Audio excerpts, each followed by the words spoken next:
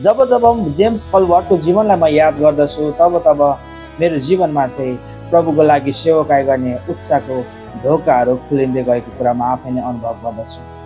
जय मसीह, तपाईँहरू सबैजना सन्चै हुनुहुन्छ भन्ने मैले आशा गरेको छु। प्रिय मित्र, यो आजको सुन्दर समय परमेश्वरले आज हामीलाई दिनुभएको छ। म आज तपाईँहरूको बिचमा एकजना यस्तो व्यक्तिको विषयमा भन्न गइरहेको छु जसले चाहिँ प्रभु येशू ख्रीष्टको खातिर र आफ्नो जीवन चाहिँ पुरै समर्पण गर्नुभएको छ। 1838 जनवरी महिनाको 3 तारिकमा जन्मिनु भएको इङ्ल्यान्ड देशमा जन्मिनु भएको एकजना व्यक्ति हुनुहुन्छ जसको नाम छ जेम्स कलवर्ट। जेम्स कलवर्ट एउटा यस्तो प्रभुको सुसमाचार प्रचार गर्ने व्यक्ति हुनुहुन्थ्यो जसले चाहिँ आफ्नो जीवन चाहिँ प्रभु येशूमा चाहिँ समर्पण गर्नुभएको छ। र एउटा यस्तो टापु छ जहाँ संसारमा चाहिँ कुनै समय चाहिँ मानिसलाई चाहिँ मारेर खाइन्थ्यो। त्यो टापुमा चाहिँ जेम्स कलवर्टले गएर चाहिँ प्रभुको सुसमाचार प्रचार गर्नुभएको छ है। त्यो टापुको नाम चाहिँ हो फिजी टापु, जहाँ चाहिँ जेम्स कलवर्टले चाहिँ प्रभुको खातिर सुसमाचारको जुत्ता लगाएर चाहिँ त्यो टापुमा जानुभएको कुरा चाहिँ हामी थाहा पाउँदछौँ। मैले तपाईँलाई यो कुरा किन भन्दैछु भन्दा गर्दा नि प्रिय मित्रहरू, हामी जब ख्रीष्टलाई पाइसकेपछि तपाईँ र मेरो जीवनमा चाहिँ ख्रीष्टको खातिर तपाईँ र मैले मूल्य चुकाउनु चाहिँ सबैभन्दा ठुलो कुरा रहेको छ। त्यही कारणले गर्दाखेरि याकुबको पुस्तक 4 अध्यायमा तपाईँले हेर्नुहोस्, त्यहाँनिर परमेश्वरको लागि जीवन जिउनु छ भने हामी समर्पण भएर वा समर्पित भएर चाहिँ जीवन जिउनु चाहिँ सबैभन्दा ठुलो कुरा छ। परमेश्वरलाई पछ्याउनु रेला र ठट्टाको कुरा होइन। पहिलो कुरा किन यो कुरा भन्दैछु भन्दै गर्दाखेरि जब जब जेम्स कलवर्टको जीवनलाई म याद गर्दछु तब मेरो जीवनमा चाहिँ प्रभुको लागि सेवाकाई गर्ने उत्साहको ढोकाहरू खुलिँदै गएको कुरा म आफै नै अनुभव गर्दछु।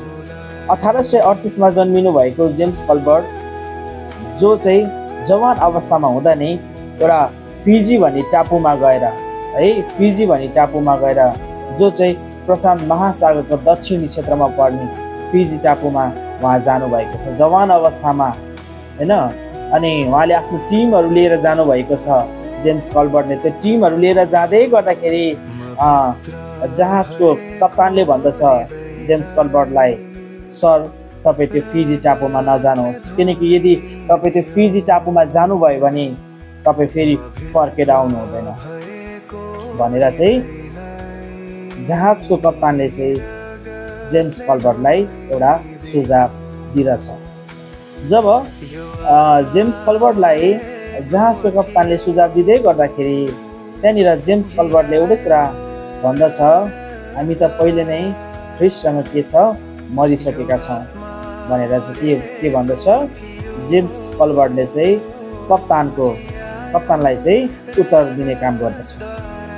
जब जेम्स कलवर्ट त्यो फिजी भन्ने टापुमा गएर प्रभुको सुसमाचारको लागि जानुहुन्छ, प्रभुको सुसमाचारको लागि जाँदै गर्दाखेरि त्यहाँनिर चाहिँ जेम्स कलवर्टले चाहिँ 18 वर्ष उहाँले आफ्नो समय चाहिँ के गर्नुहुन्छ, त्यो फिजी भन्ने टापुमा चाहिँ बिताउनुहुन्छ।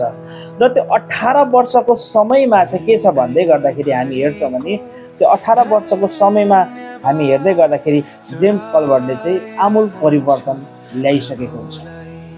मैले तपाईँलाई यो कुरा किन भन्दैछु भन्दै गर्दाखेरि नि अहिलेको समयमा आएर हामी हेर्छौँ भने सुसमाचार प्रचार गरेर आत्माहरू बाँच्दैन भन्ने खालको कुरा अहिलेको लिडरसिपमा यो कन्सेप्ट रहेको छ। सुसमाचार गर्नु पर्दैन, सुसमाचार गरेर होइन ट्र्याक्स बाँडेर अहिलेको समयमा चाहिँ ख्रीष्टको प्रचार हुँदैन भनेर भन्नुभएको छ।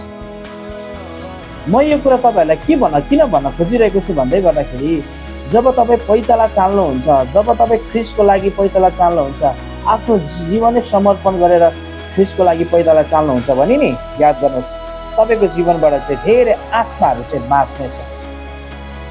तर यदि तपाईँले ख्रीष्टको लागि पैताला चाल्दैछ, तपाईँले ख्रीष्टको लागि सुसमाचारको खातिर तपाईँले कष्ट भोग्दै हुनुहुन्छ, तपाईँलाई तपाईँको आफ्नै अगुवाले पनि तपाईँको विरोध गर्छ भने याद गर्नुहोस् तपाईँको जीवनबाट आमूल परिवर्तनको काम सुरु भइसकेको छ भन्ने कुरा हामी यहाँनिर थाहा पाउँछौँ।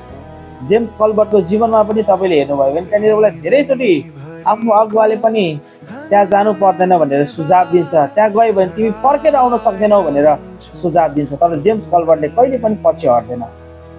अनि 1834मा जन्मेको व्यक्ति जो चाहिँ जवान अवस्थामा फिजी भन्ने टापुमा जाँदछ र 18 वर्ष बिताउँदछ र त्यहाँको मुखिया हुन्छ है, फिजीको टापुको एउटा मुखिया हुन्छ थाकुम्बो भन्ने मुखिया, त्यो फिजी भन्ने टापुमा बस्ने मुखिया हुन्छ थाकुम्बो।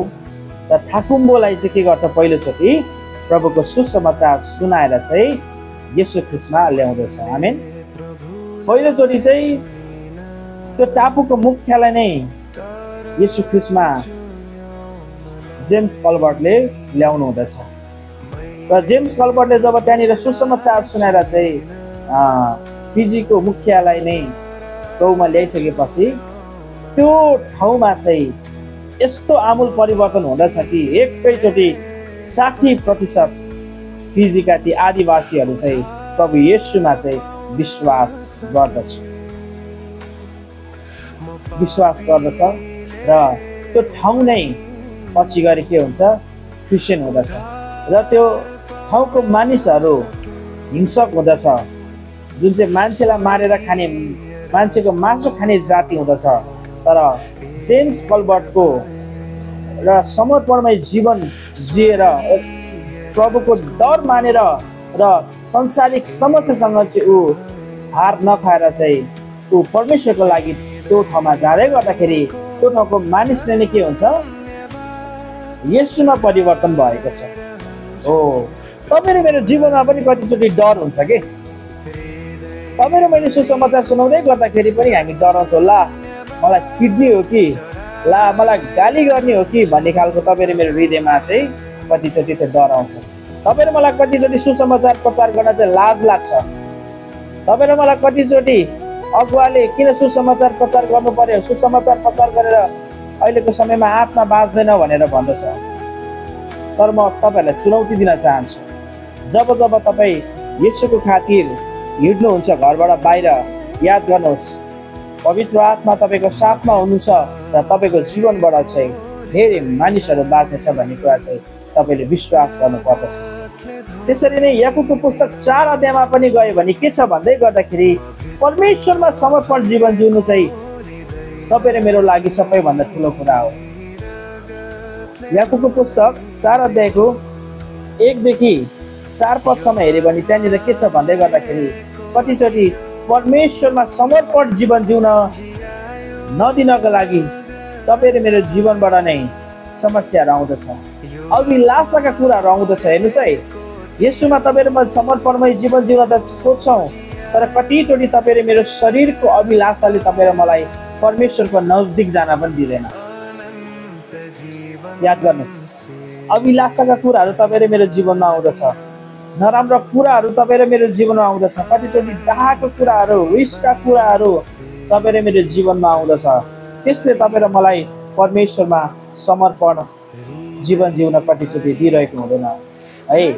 अनि 5 पददेखि 10 पदसम्म हेऱ्यो भने के छ भन्दै गर्दाखेरि परमेश्वरले नि तपाईँ र मलाई चाहिँ जहिले पनि विनम्रताको जीवन खोज्नु भएको छ। आजको समयमा हामी हेर्छौँ भने चाहिँ हरेक व्यक्तिको जीवनबाट परमेश्वरले विनम्रताको जीवन खोजिरहेको छ। आज विनम्रता, नम्रता भन्ने कुरा आजको इसाई जीवनमा रहेको छैन।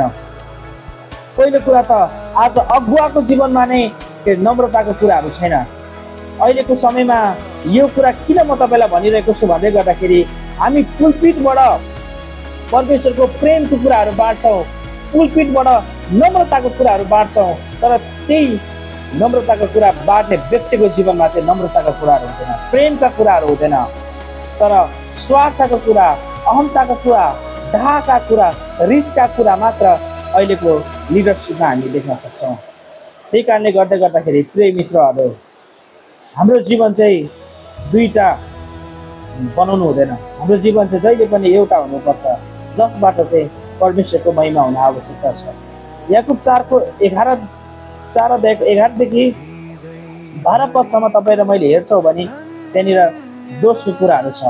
प्रभुले भन्नुभएको छ दोस्याउने कुराहरू नगर। यदि तिमीले आफ्नै भाइलाई दोस्याउँछौ भने, यदि तिमीले आफ्नो भाइलाई नै शत्रु ठान्छौ भने तिमीले मलाई के गरेको हुँदैन, पछ्याएको हुँदैन।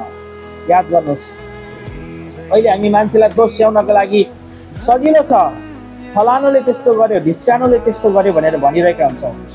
याद गर्नुहोस्, यदि तपाईँ साँचो क्रिस्चियन हो भने तपाईँले आजदेखि नै मानिसलाई दोस्याउन छोड्नुहोस्। परमेश्वरको प्रेममा र परमेश्वरको भयमा तपाईँ आउनुहोस्। नत्र भने तपाईँ र मेरो जीवन चाहिँ तस नस हुँदछ। त्यही कारणले गर्दाखेरि याकुबको पुस्तक 4 अध्यायमा लेखेको छ, समर्पणमय जीवन जिउ। प्रिय मित्र, समर्पणमय जीवन जिउनु चाहिँ तपाईँ र मेरो लागि सबैभन्दा ठुलो चुनौतीको कुरा हो। तपाईँ र मेरो जीवनको नराम्रा कुराहरू, तपाईँ र मेरो जीवनका हरेक खराब कुराहरूलाई चाहिँ त्याग्नु पर्दछ। पहिलो कुरा, के तपाईँले तपाईँको जीवनको नराम्रो कुरा त्याग्नु भएको छ? के तपाईँले तपाईँको शत्रुलाई प्रेम गर्न सक्नु भएको छ? के तपाईँले आफूलाई मनपर्ने कुरा जुन दोस्रो व्यक्तिलाई आवश्यकता छ त्यो दिन सक्नु भएको छ? त्यो चाहिँ सबैभन्दा ठुलो कुरा हो। र अर्को छ मानवीय योजना। हामी याकुब 4 अध्यायको 13 देखि उपरान्त खण्डमा हेऱ्यो भने हामी त्यो गरौँला यो गरौँला भन्ने एउटा खण्ड याकुब 4 को 13 देखि 17 मा छ। यदि तपाईँले कुनै पनि कुरा परमेश्वर बेगरको योजना तपाईँले रच्दै हुनुहुन्छ भने त्यो योजना तपाईँको विफल हुन्छ। तर परमेश्वरमा रहेर परमेश्वरको इच्छा भए हाम्रो यो योजना पुरा हुन्छ भनेर तपाईँ परमेश्वरमा राख्नुहुन्छ भने तपाईँको योजना पुरा हुँदछ। त्यही कारणले गर्दाखेरि तपाईँ र मेरो जीवन चाहिँ परमेश्वरसँग जिउने खालको जीवन हुनु पर्यो।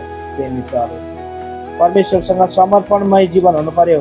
संसारको अभिलाषा कुराहरू छोड्नु पर्यो, पापका कुराहरू छोड्नु पर्यो, अधर्मका कुराहरू छोड्नु पर्यो, नराम्रा कुराहरू, नराम्रो सोचाइ विचारका कुराहरू छोड्नु पर्यो, लोभ र लालचका कुराहरू छोड्नु पर्यो, शुद्ध र पवित्रतामा जीवन जिउनु पर्यो। अनि मात्र तपाईँ असल क्रिस्चियन भन्ने कुरा मात्र प्रमाणित हुँदछ। त्यही कारणले प्रिय मित्र, तपाईँले तपाईँको छिमेकीसँग तपाईँको नराम्रो सम्बन्ध छ भने तपाईँले आज नै गइकन तपाईँको छिमेकीसँग माफी माग्नुहोस्। तपाईँको हृदयमा घमण्डका कुराहरू छन् भने तपाईँले त्यो घमण्डको कुरालाई त्याग्नुहोस्, जसले चाहिँ तपाईँलाई परमेश्वरको नजिक जान दिँदैन। तपाईँ सोच्नुहुन्छ होला, म यति धेरै प्रार्थना गर्छु, म यति धेरै सङ्गति जान्छु, तर पनि किन मेरो जीवनमा समस्या आइरहेको छ? तपाईँले आफ्नो पापको पश्चाताप गर्न बाँकी छैन। त्यो कुरा सबैभन्दा ठुलो कुरा हो। त्यही कारणले गर्दाखेरि परमेश्वरमा समर्पणमय जीवन जिउनु, जसले चाहिँ तपाईँलाई परमेश्वरमा अगाडि बढ्न चाहिँ सहायता गर्दछ। यो परमेश्वरको छोटो वचनलाई म यहीँ राख्दै फेरि पनि तपाईँहरूको माझबाट बिदा हुन चाहन्छु। जय मसीह।